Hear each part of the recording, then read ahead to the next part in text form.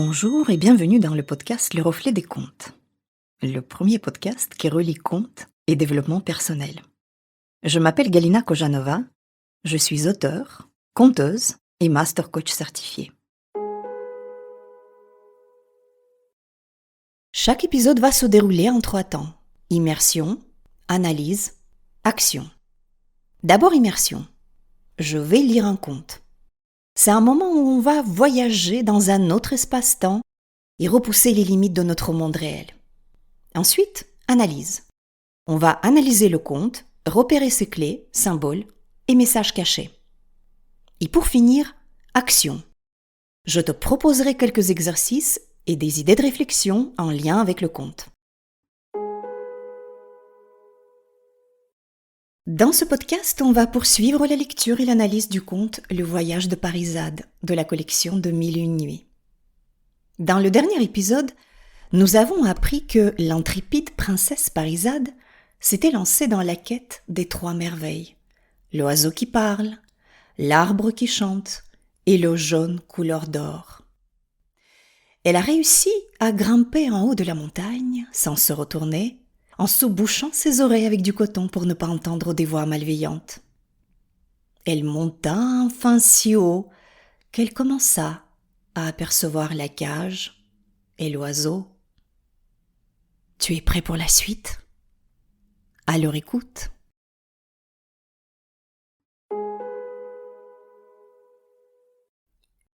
La princesse, pleine de joie, courut vers la cage et dit à l'oiseau: Oiseau, j'ai appris qu'il y a ici une eau jaune dont la propriété est merveilleuse. Je te demande de m'enseigner où elle est avant toute chose. L'oiseau lui enseigna l'endroit qui n'était pas beaucoup éloigné. Il y alla et elle emplit un petit flacon d'argent qu'elle avait apporté avec elle. Elle revint vers l'oiseau et lui dit: Oiseau, je cherche aussi l'arbre qui chante. Dis-moi où il est.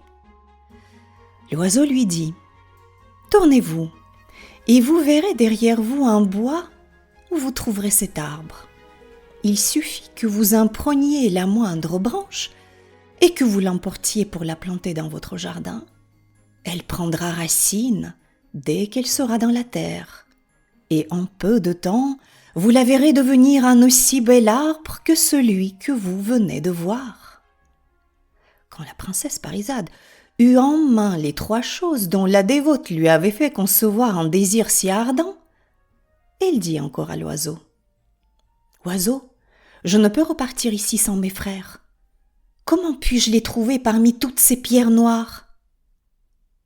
Prenez une cruche, dit l'oiseau, et en descendant la montagne, versez un peu de cette eau, dont elle est pleine, sur chaque pierre. La princesse Parisade s'exécuta, et elle versait de l'eau de la cruche sur chaque pierre noire qu'elle rencontrait. Et chacune se changeait en homme. Comme elle n'en mit aucune, tous les seigneurs, dont ses frères, reparurent. Avec la joie dans le cœur, la princesse et ses frères prirent le chemin de la maison. En rentrant chez elle, la princesse Parisade posa la cage avec l'oiseau qui parle dans le jardin. Dès que l'oiseau eut fait entendre son chant, les rossignols, les pinsons, les alouettes, les fauvettes, les chardonnerets et une infinie d'autres oiseaux du pays vinrent l'accompagner de leur ramage. Pour ce qui est de la branche, elle la fit planter dans un endroit du parterre près de la maison. La branche prit racine et en peu de temps, elle devint un grand arbre dont les feuilles rendirent bientôt la même harmonie et le même concert que l'arbre d'où elle avait été cueillie. Quant au flacon d'eau jaune, elle fit préparer au milieu du parterre un grand bassin de beau marbre, et quand il fut achevé, il y versa tout le jaune qui était contenu dans le flacon. Aussitôt, elle commença à foisonner en se gonflant, et quand il fut venu à peu près jusqu'au bord du bassin, elle s'éleva dans le milieu, en grosses gerbes jusqu'à la hauteur de 20 pieds, en retombant et en continuant de même sans que l'eau ne débordât. La nouvelle de ces merveilles se répandit dans le voisinage. Et comme la porte de la maison, non plus que celle du jardin, n'était jamais fermée à personne, bientôt une grande affluence de peuple des environs vint les admirer. Au bout de quelques jours, les princes Bahman et Perviz, bien remis de la fatigue de leur voyage, reprirent leur manière de vivre. Et comme la chasse était leur divertissement ordinaire, ils montèrent à cheval. Comme ils chassaient, le sultan de Perse survint en chassant au même endroit qu'ils avaient choisi. Dans leur surprise, ils n'eurent que le temps de mettre pied à terre et de se prosterner devant le sultan, le front contre la terre, sans lever la tête pour regarder. Mais le sultan, qui vit leur monture et habits propres et riches, eut la curiosité de voir leur visage. Il s'arrêta et leur commanda de se lever. Les princes se levèrent et demeurèrent debout devant le sultan. Le sultan les considéra quelque temps, depuis la tête jusqu'aux pieds, sans parler, et après avoir admiré leur bon air et leur bonne mine, il leur demanda qui ils étaient. Et le prince Bahman prit la parole. « Sire, dit-il, nous sommes fils de l'intendant des jardins de votre majesté. » À ce que je vois, reprit le sultan, vous aimez la chasse. Puisque cela est, je serai bien aise de vous voir chasser. Venez, choisissez la chasse qu'il vous plaira. Ainsi, le sultan et les princes chassèrent ensemble. Le sultan invita les princes à venir le voir et à le suivre sur l'heure. « Sire, dit le prince Bahman, nous avons une sœur, notre cadette, avec laquelle nous vivons dans une union si grande que nous n'entreprenons ni ne faisons rien, sur quoi nous n'avons pas pris son avis. »« Oh, je loue fort votre union fraternelle, reprit le sultan. Consultez donc votre sœur, et demain, en revenant chasser avec moi, vous me rendrez votre réponse. » Les deux princes retournèrent chez eux et racontèrent leur rencontre à Parisade. La princesse, intriguée de cette nouvelle, décida de consulter l'oiseau qui parle. L'oiseau répondit : « Il faut que les princes vos frères correspondent à la volonté du sultan, et même qu'à leur tour ils l'invitent à venir voir votre maison. » Le lendemain, les princes Bahman et Perviz retournèrent à la chasse, et le sultan leur demanda s'ils avaient pu parler à leur sœur. Le prince Bahman s'approcha et lui dit : « Sire, votre majesté peut disposer de nous, et nous sommes prêts à lui obéir. Non seulement nous n'avons pas eu de peine à obtenir le consentement de notre sœur, elle a même trouvé mauvais que nous ayons eu cette déférence pour elle dans une chose qui était de notre devoir à l'égard de votre majesté. »« Que cela ne vous inquiète pas, reprit le sultan. Bien loin de trouver mauvais ce que vous avez fait, je l'approuve si fort que j'espère que vous aurez pour ma personne la même déférence, pour peu que j'aie de part dans votre amitié. » Le sultan, contre son ordinaire, ne chassa pas longtemps ce jour-là. Comme il avait jugé que les princes n'avaient pas moins d'esprit que de valeur et de bravoure, l'impatience de s'entretenir avec plus de liberté fit qu'il avança son retour. Il voulut qu'ils fussent à ses côtés dans la marche, honneur qui, sans parler des principaux courtisans qui l'accompagnaient, donna la jalousie même au grand vizir, qui fut mortifié de les voir marcher avant lui.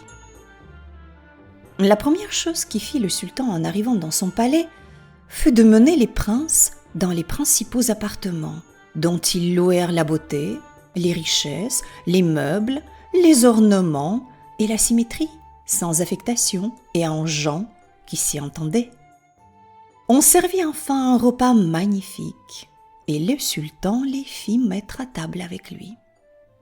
Le sultan, qui avait infiniment d'esprit, avait fait de grands progrès dans les sciences, et particulièrement dans l'histoire, avait même prévu que par modestie et par respect, les princes ne se donneraient pas la liberté de commencer la conversation. Pour leur donner lieu de parler, il la commença, et y fournit pendant tout le repas. Mais sur quelque matière qu'il ait pu les mettre, ils y satisfèrent avec tant de connaissance, d'esprit, de jugement et de discernement, qu'il en fut dans l'admiration. Il prit enfin un si grand plaisir dans leur entretien qu'il leur dit enfin « Jamais je ne crus qu'il y eût dans la campagne les jeunes seigneurs, mes sujets, si bien élevés, si spirituels et aussi capables.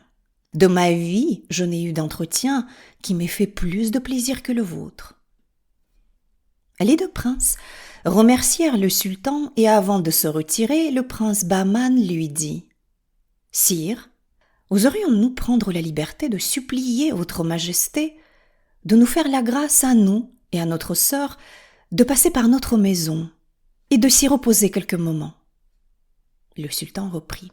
« Je la verrai avec grand plaisir. Demain, je me trouverai de grand matin au même lieu que je n'ai pas oublié que je vous ai rencontré la première fois. Trouvez-vous-y, vous me servirez de guide. » Les princes retournèrent chez eux le même jour. Et quand ils furent arrivés, après avoir raconté à la princesse l'accueil honorable que le sultan leur avait fait, ils lui annoncèrent qu'ils n'avaient pas oublié de l'inviter à leur faire honneur de voir leur maison en passant, et que le jour de sa visite serait celui d'après le jour qui devait suivre. « Si cela est ainsi, reprit la princesse, il faut donc dès à présent songer à préparer un repas digne de sa majesté. Et pour ça, il est bon que nous consultions l'oiseau qui parle. Il nous enseignera peut-être quelques mets qui sera plus de goût de sa majesté que d'autres. »« Oiseau, dit-elle, le sultan nous fera l'honneur de venir voir notre maison, et nous devons le régaler. Enseigne-nous comment nous pourrons nous en acquitter, de manière qu'il en soit content. »« Ma bonne maîtresse, reprit l'oiseau, vous avez d'excellents cuisiniers, qu'ils fassent de leur mieux, et sur toute chose, qu'il lui fasse un plat de concombre avec une farce de perles que vous ferez servir devant le sultan, préférablement à tout autre mets, dès le premier service. »« Des concombres avec une farce de perles ?»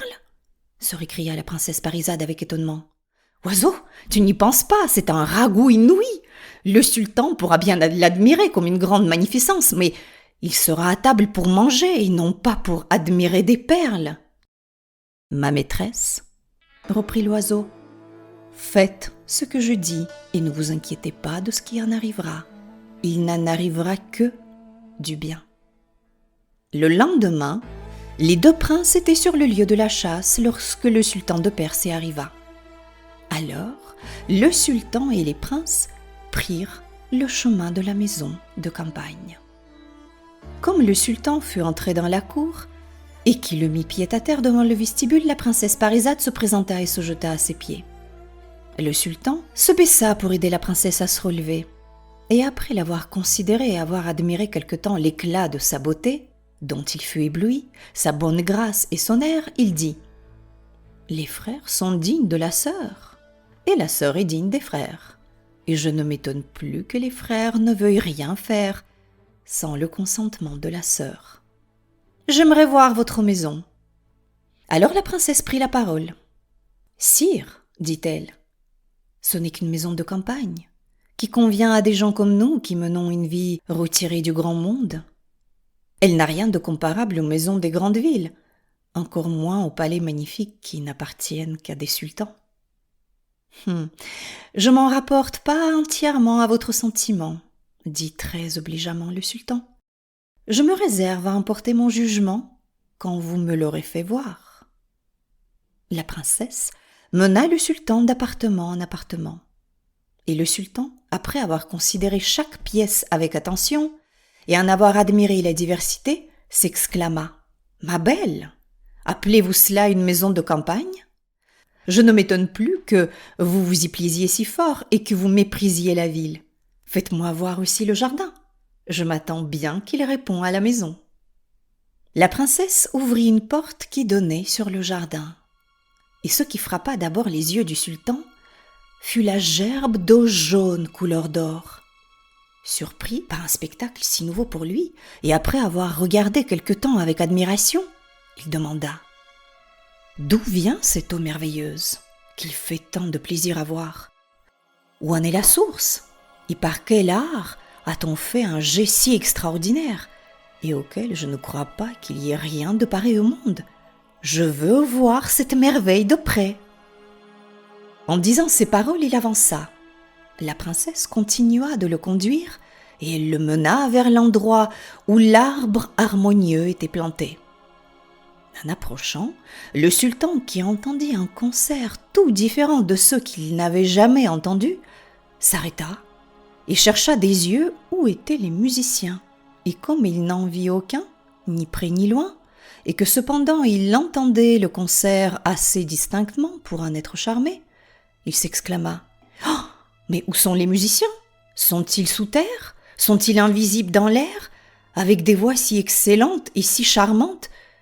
Il ne hasarde rien de se laisser voir, au contraire, il ferait plaisir. »« Sire, » répondit la princesse en souriant, « ce ne sont pas des musiciens qui forment le concert que vous entendez, c'est l'arbre que votre majesté voit devant elle.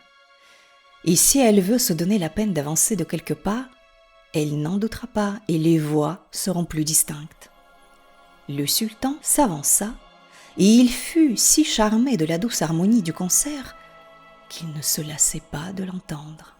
« Ma belle, demanda-t-il à la princesse, dites-moi, je vous prie, cet arbre admirable se trouve-t-il par hasard dans votre jardin?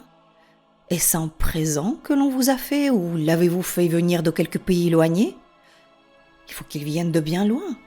Autrement, curieux des raretés de la nature, comme je le suis, j'en aurais entendu parler.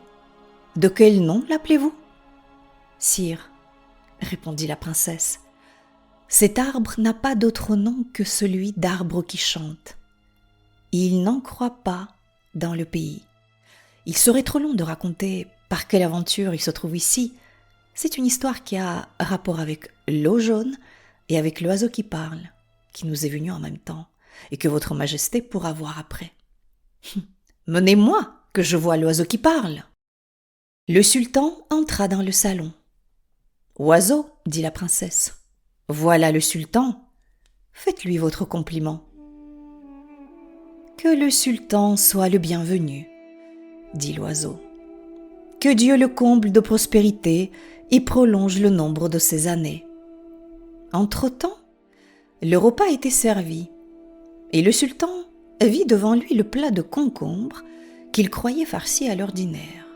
Il y porta d'abord la main et son étonnement fut extrême de les voir farcis de perles. « Quelle nouveauté !» dit-il. « À quel dessein une farce de perles? Les perles ne se mangent pas. » Il regardait déjà les deux princes et la princesse pour leur demander ce que ça signifiait, mais l'oiseau l'interrompit.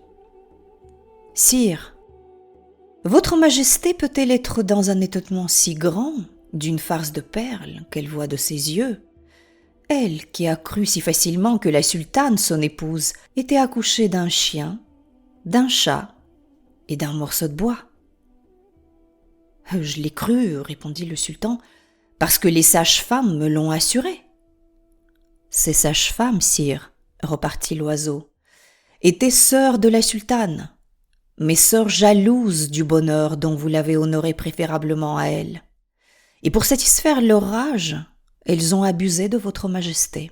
Elles avoueront leur crime, si vous les faites interroger. Les deux frères et leurs sœurs que vous voyez sont vos enfants qu'elles ont exposés, mais qui ont été recueillis par l'intendant des jardins, et nourris et élevés par ses soins. » Le sultan monta à cheval et retourna à sa capitale sans perdre de temps. La première chose qu'il fit, dès qu'il mit pied à terre en entrant dans son palais, fit de commander à son grand vizir d'apporter toute la diligence possible à faire le procès aux deux sœurs de la sultane.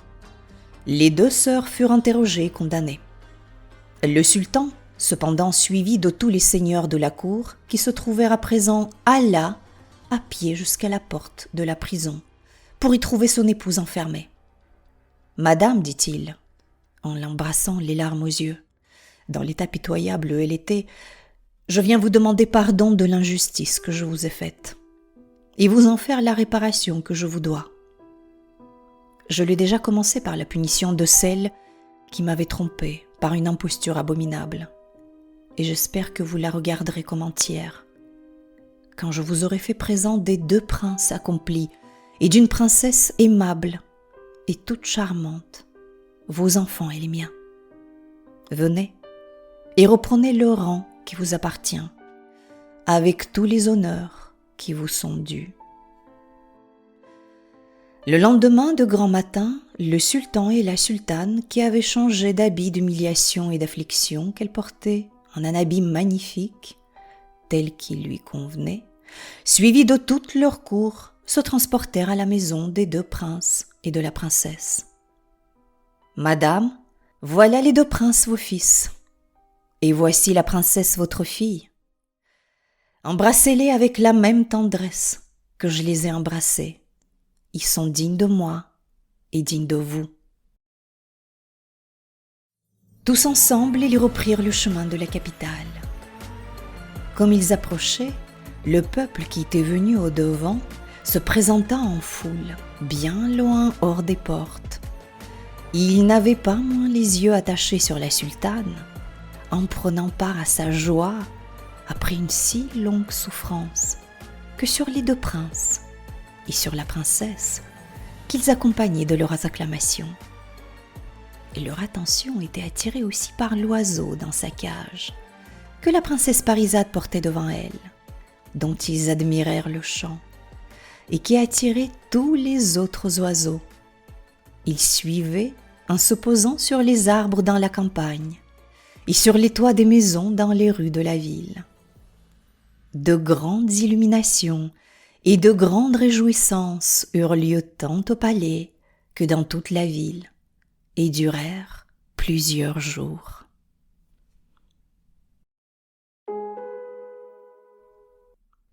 Voilà, le conte est fini. Ce conte est non seulement beau, il est aussi très riche en symboles, et notamment les symboles de l'oiseau qui parle, l'arbre qui chante et le jaune couleur d'or. Mais avant d'analyser en détail ces 3 symboles, célébrons quand même le fait que la princesse Parisade ait réussi à ramener ses frères à la vie. C'est important ça quand même. Elle a réussi son entreprise et là, l'occasion lui est donnée, les moyens lui sont donnés de ramener ses frères à la vie. Si elle était restée dans sa maison à pleurer ses frères, il serait toujours des pierres dans cette montagne. C'est parce qu'elle est partie à la poursuite de son projet et parce qu'elle a réussi que les frères peuvent vivre. Qu'est-ce que ça veut dire ça ? Autrement dit, en fait, le conte nous fait comprendre ici que maintenant, à la lumière de cette réussite, l'individu est capable de comprendre et d'analyser ses échecs. Avant, ces échecs étaient de simples pierres mortes, jetées quelque part très loin et totalement inaccessibles. Maintenant, ce sont des expériences précieuses, où on a certes échoué, mais où on est maintenant capable de voir les leçons, les messages et les enseignements qui vont nous servir. On va pouvoir les réinvestir dans toutes nos entreprises futures. C'est ça la résilience.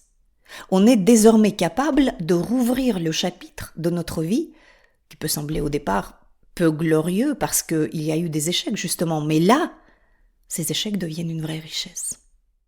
Voilà. Alors maintenant, revenons à ces 3 objets merveilleux que la princesse Parisade a récupérés en haut de la montagne. D'abord, l'oiseau qui parle et qui a la faculté d'attirer à lui tous les oiseaux alentour. C'est quoi ? C'est notre parole juste, la sagesse et la connaissance profonde qui sort de notre bouche et qui fait que les autres nous écoutent et sont attirés par ce qu'on a à dire. Ils viennent à nous pour nous écouter. En fait, dans cette épreuve, la princesse a acquis une vraie sagesse, elle a mûri, elle a souffert, elle a ressenti et vraiment expérimenté les choses. Ça n'est plus le savoir livresque appris auprès des maîtres de sa jeunesse. Ici, c'est l'expérience de la vie, la vraie expérience. Et ce n'est pas la même chose.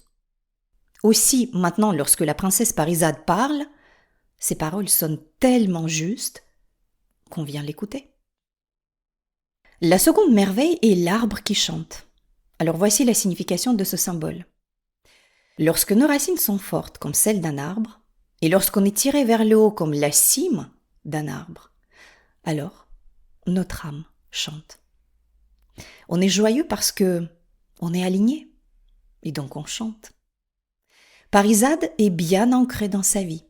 Ses racines sont fortes, comme celles d'un arbre. Premièrement, elle sait prendre soin de ce qu'elle possède. La maison qu'elle tient si bien, et le jardin aussi, la dévote et le sultan vont tout de suite le remarquer. Parisade prend soin d'elle aussi, de ce qui l'entoure. Elle cultive son jardin et elle est parfaitement à sa place, là où elle est. Et elle est ancrée. C'est très important ça. Deuxièmement, elle traite ses aînés avec grand respect. L'intendant qu'il a élevé, ses frères, la dévote, le derviche, le sultan, c'est également l'une des composantes d'un fort ancrage.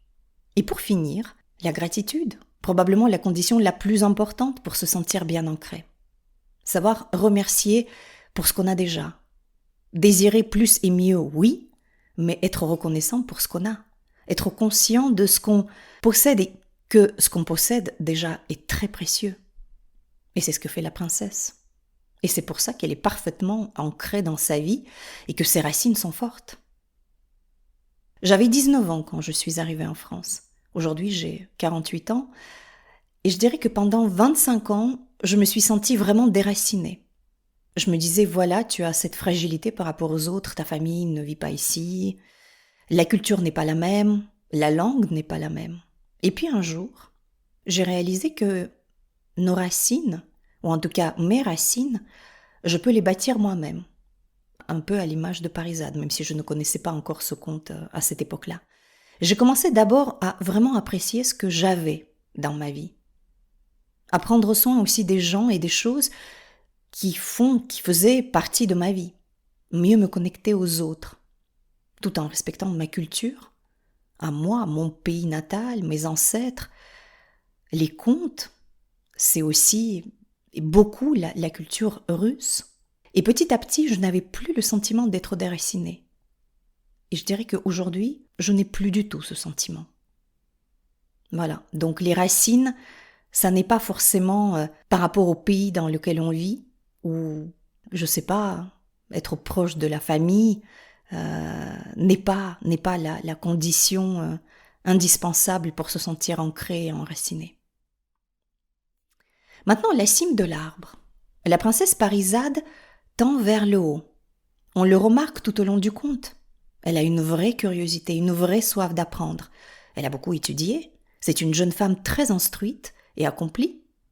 Et le conte nous suggère, bien sûr, qu'il faut constamment chercher à se perfectionner, chercher à tendre plus haut, encore plus haut, comme la cime d'un arbre. Suivre ses désirs profonds, c'est également tendre vers le haut. Et les deux réunis, les racines fortes et la cime haute, font un arbre puissant qui chante. Un individu puissant, aligné, dont l'âme est heureuse, joyeuse, et elle chante. Et maintenant, cette eau jaune magique, l'eau d'or. L'or, c'est notre soleil, c'est notre énergie vitale. Quand on a un vrai désir, des projets, une vie remplie de créativité, on a de l'énergie vitale, toujours. Et en quantité qu'il nous faut, qui est exactement la bonne pour nous, ni trop, ni trop peu. Tu as remarqué, le bassin est rempli, il n'est pas à moitié vide, il est complètement rempli, mais il ne déborde jamais. Trop d'eau qui déborde serait du gaspillage. On se sentirait débordé d'ailleurs, le trop plein d'énergie n'est pas forcément souhaitable. Là non, quand on est comme ça, aligné, on aura toujours une énergie vitale qu'il nous faut. Parce que sans cette énergie, on ne peut rien faire. Il nous faut cette énergie pour réaliser notre désir, notre projet, notre création, et pour nous sentir vivants tout simplement. Tu vois, le jour où j'ai décidé de changer de vie et de poursuivre mon projet, j'ai eu un élan d'énergie, un boost du moral gigantesque. Mes collègues me faisaient d'ailleurs remarquer que j'avais complètement changé à ce moment-là, ça se ressentait. Avant, justement, j'avais des passages à vide, peu d'énergie, puis des moments où je me sentais agacée comme ça, très impatiente, peut-être trop d'énergie, je ne savais pas comment employer toute cette énergie. Aujourd'hui, globalement, j'ai exactement l'énergie qu'il me faut au moment où il me faut. Et je suis très heureuse de faire ce que je fais. En fait, c'est ça, l'alignement et la poursuite de nos désirs qui nous permet de disposer de ce montant d'énergie exactement juste par rapport à nos besoins. Voici l'interprétation de ce que ces 3 merveilles symbolisent. Et maintenant, je voudrais qu'on regarde de plus près la justice et la réparation dans ce conte. Ça aussi, c'est un élément très important. Donc, je ne sais pas si tu te souviens, la mère des enfants qui était emprisonnée par erreur, donc elle vient d'être libérée de sa prison. Et la réparation est faite. La princesse Parisade et ses frères retrouvent leur véritable père et mère. C'est parce que Parisade est allée à la poursuite de ses rêves les plus fous, à la recherche des 3 choses dont elle n'avait pas besoin à première vue, on l'a dit dans l'épisode précédent, que finalement tout ça a pu être possible. En accomplissant sa quête, qui n'a rien à voir avec sa famille, ni sa mère, ni son père, ni ses frères, mais qui a tout à voir avec elle, Parisade parvient à réunir la famille et à créer le bonheur. Au départ, sa quête nous paraissait presque égoïste. C'est ça la clé. Ne jamais penser que nos désirs sont égoïstes. Le conte nous le montre avec une clarté extraordinaire. Poursuivre ses désirs, ne pas les sacrifier au nom de je ne sais quoi, une famille dont il faut s'occuper comme si on partait à la guerre, des enfants, comme si on les abandonnait parce qu'on se lance dans un projet, une carrière, comme si c'était la finalité absolue, ou comme si le projet qui nous tient à cœur allait mettre en stop à notre carrière, les parents qui ne comprendraient pas, etc. Si on poursuit ses rêves sans les sacrifier, d'autres bénéfices inattendus et inespérés vont nous attendre. Cette famille réunie, la mère libérée, c'est notre propre complétude qui devient possible. Toutes les parties de nous qu'on finit par intégrer à soi, avec bonheur en plus. Lorsqu'on est complet comme ça, notre lumière se voit à l'extérieur, dépasse les frontières. Cet oiseau qui ne chante pas que dans le palais ou la maison de Parisade, il chante dans toute la ville. Ça signifie que la sagesse de la princesse rejaillit autour d'elle, sur le peuple. Les oiseaux, attirés par le chant de l'oiseau qui parle, sont venus se poser sur les toits de la ville, nous dit le conte. En conclusion, poursuis tes désirs pour vivre aux éclats, comme le dit très joliment Frédéric Lenoir dans son livre « Le désir, une philosophie ». Je te conseille vivement de le lire, il est magnifique. Alors je te propose 3 exercices pour justement explorer autour des 3 merveilles du conte. D'abord, l'oiseau qui parle. Souviens-toi d'une situation récente où ta sagesse, ta pertinence, ta parole juste ont été remarquées par les autres. 1. L'arbre qui chante. Quand est-ce que tu t'es senti vraiment aligné avec qui tu es et ce que tu fais? Et est-ce qu'il y a eu de la joie, de l'enthousiasme, de l'inspiration à ce moment-là, chez toi? 2. L'eau jaune couleur d'or. Quel est ton niveau d'énergie vitale actuellement? Essaye de t'écouter. Fais cette évaluation. Si ton réservoir d'énergie n'est pas plein, est-ce que tu sais ce qui te permettrait de le remplir? 3. Et bien sûr, je remettrai ces 3 questions dans les notes de cet épisode. Tu y trouveras aussi mon adresse email et les liens vers mes comptes sur LinkedIn et Instagram pour me contacter. N'hésite pas à partager avec moi ton expérience et tes réflexions à ce sujet, tes commentaires aussi. J'aime bien recevoir des feedbacks de mes auditeurs et je réponds toujours. Si tu veux aller plus loin et entamer un travail personnel avec moi, je te donne rendez-vous sur mon site internet lerefletdescontes.fr. Une séance de 30 minutes est offerte. On se retrouve dans 15 jours pour un nouveau conte et une nouvelle expérience sur le chemin de la connaissance de soi. Si cet épisode t'a plu, n'hésite pas à le partager autour de toi. Ça aidera à faire connaître le podcast. N'oublie pas de t'abonner à ce podcast pour ne pas rater la sortie de nouveaux épisodes. Merci de m'avoir écouté.